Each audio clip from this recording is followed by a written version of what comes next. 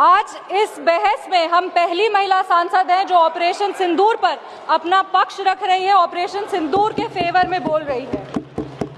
हमको गर्व होता है कि आज ऑपरेशन सिंदूर पर बोलने का अवसर हमको मिला, क्योंकि इतिहास में ऑपरेशन सिंदूर को स्वर्णिम अक्षरों में लिखा जाएगा, क्योंकि विश्व स्तर पर इसने एक न्यू नॉर्मल को स्थापित किया है भारत के लिए। ये न्यू नॉर्मल की जो नींव है वो सदियों पहले रामचरितमानस में लिख दी गई थी, जिसकी चौपाई है, बिनय न मानत जल्द ही जड़ गए 3 दिन बीत, बोले राम सकोप तब भय बिनु होए न प्रीत। इसका अर्थ ये है कि विनय और धैर्य जरूर ही महत्वपूर्ण गुण है, पर जब धैर्य का बांध टूट जाता है तो भय के बिना उसका कोई उपचार नहीं बचता। हमारी सरकार के दृढ़ संकल्प से और सेनाओं के अदम्य शौर्य के वजह से आज एक नए भारत को विश्व स्तर पर स्थापित किया गया। ये नया भारत क्या है? ये नया भारत वो है जो शांति के लिए गौतम बुद्ध और महावीर जी के दिखाए हुए पथ पर तो चलता है, पर अगर राष्ट्र सुरक्षा की और राष्ट्र हित की बात हो तो प्रभु श्री राम के धनुष को और श्री कृष्ण के सुदर्शन चक्र को भी उठाना जानता है। आज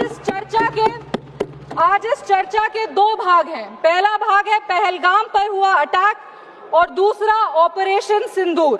पहलगाम पर जिस तरह से अटैक आतंकवादियों ने किया वो नागरिकों पर अटैक नहीं, वो मानवता पर अटैक है। आतंकवादियों ने धन पूछकर उनकी पत्नी के सामने, माँ के सामने, परिवार के सामने, बहनों के सामने सारे जो हमारे देश के नागरिक हैं उनको मार दिया। हम लोग ये पूरा देश वो चित्र कैसे भूल सकता है जब एक नवविवाहित महिला लाल चूड़ी पहनकर अपने पति के शव के बगल में बैठी थी। इसने पूरे देश को झंझोड़ करके रख दिया था। लेकिन दुर्भाग्य की बात यह है कि आज भी हमारे देश में ऐसे लोग हैं जिनको पहलगाम से ज्यादा दुख पैलेस्टीन के लिए होता है, क्योंकि ये उनकी राजनीति को फायदा नहीं देता।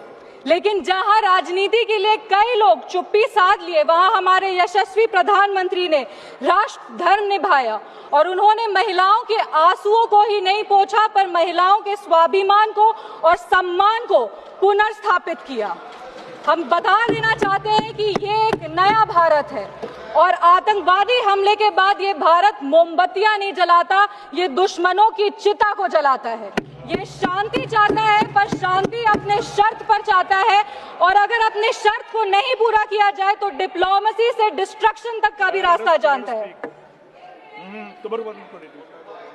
इसी बात पर हम एक शायरी कहना चाहेंगे, खतों का दौर गया अब फरमान भेजे जाते हैं, जो करते हैं भारत की आत्मा परवार वो सीधे कब्रिस्तान भेजे जाते हैं।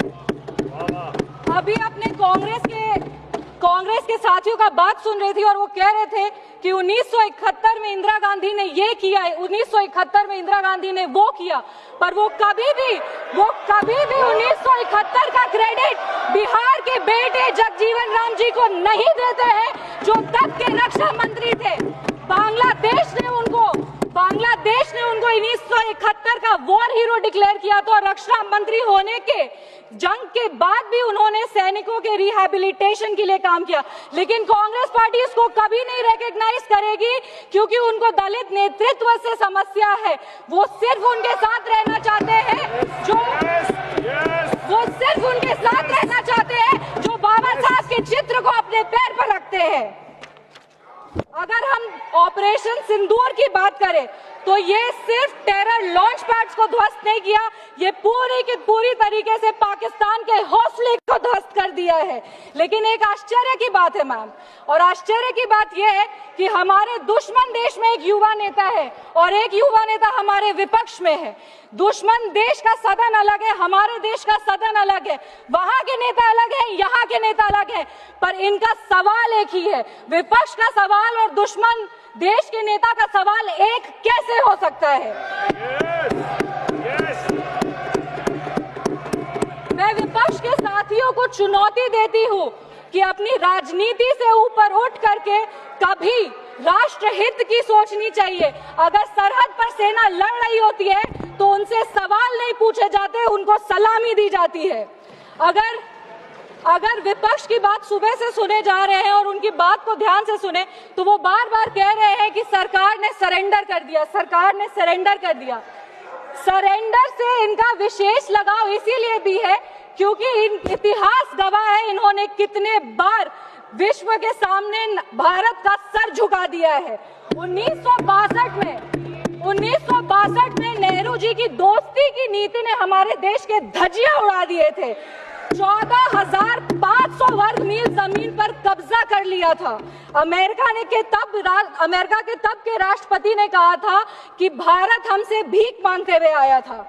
1971 में वेस्टर्न मीडिया ने प्रधानमंत्री के बारे में जो भी कहा हो, उन्होंने हमारे देश के बारे में, भारत के बारे में कहा कि भारत एक धोखेबाज देश है और भारत नागरिक धोखेबाज लोग हैं।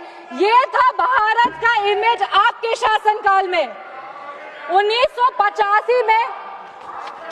1985 में CIA के क्लासिफाइड रिपोर्ट्स है कि विदेशी तंत्र भारत की सरकार को चलाती थी। इनसे जवाब मांगिए। 2001 विश्व के सबसे बड़े लोकतंत्र के सबसे बड़े मंदिर पर हमला हुआ और ये लोग चुप बैठे रह गए।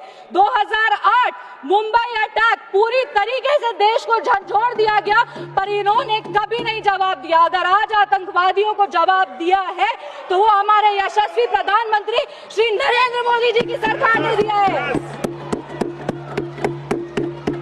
पर इनके राष्ट्रीय अध्यक्ष, कांग्रेस पार्टी के राष्ट्रीय अध्यक्ष कहते हैं कि ऑपरेशन सिंदूर एक छोटा मोटा ऑपरेशन था। ये इनकी विचारधारा का समस्या है।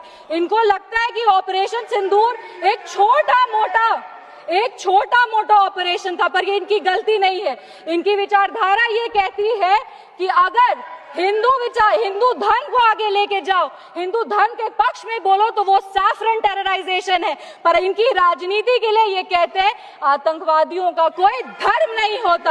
ये दोहरा चरित्र क्यों है इनका?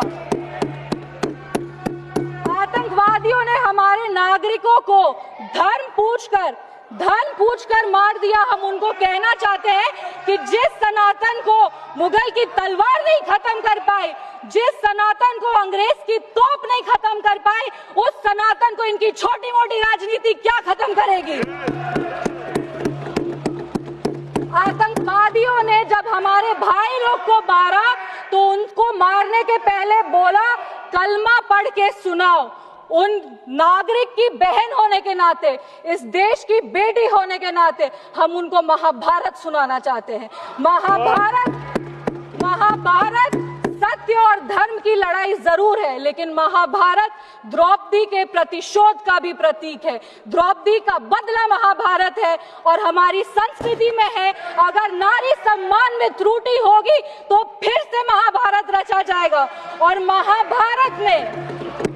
महाभारत में लिखा है धर्मो रक्षति रक्षतः। जो धर्म की रक्षा करते हैं, धर्म भी उन्हीं की रक्षा करता है।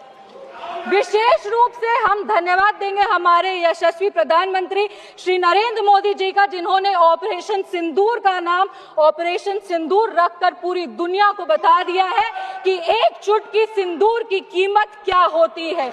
और जिसने हमारी महिलाओं के, इस देश की बेटियों के, हमारी बहनों के सिंदूर को उजागर किया, उसको हमारी सरकार ने, हमारी सेना ने मिट्टी में मिला दिया है।